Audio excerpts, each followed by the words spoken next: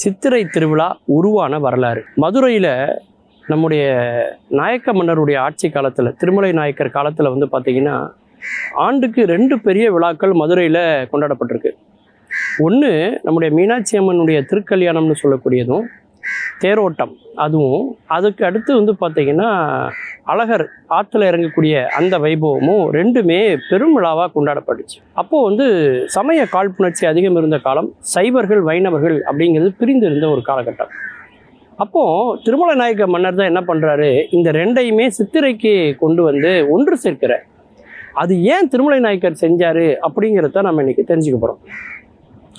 இன்னைக்கு கள்ளழகர் வந்து வைகை ஆற்றில் மதுரையினுடைய மையப்பகுதியில் இறங்குறாரு இல்லையா, எழுந்தருளுறார் இல்லையா. ஆனால் ஒரு காலத்தில் அது எங்கே நடந்ததுன்னா, மதுரையில் இருக்கக்கூடிய தேனூர் அப்படிங்கிற இடத்துல தான் கள்ளழகர் வந்து வைகை ஆற்றில் எழுந்தருளுவார்.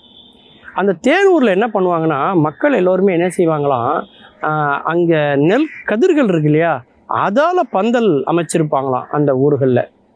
அதாவது நம்முடைய இலக்கியங்களே சொல்லப்பட்டிருக்கு, திருமாலிரும் சோலையில் உள்ள குறவன் குறத்தியர்கள் எல்லாருமே வந்து தினமுமே சாப்பாடு சமைக்கும்போது அங்கு விளையக்கூடிய திணை நெல்லை வைத்து கொண்டு அவர்கள் வந்து சமைக்கும்போது அதில் இறங்கக்கூடிய ஆவியை கூட பெருமாளுக்கு நைவேத்தியம் பண்ணிட்டு தான் அவங்க சாப்பிடுவாங்களாம்.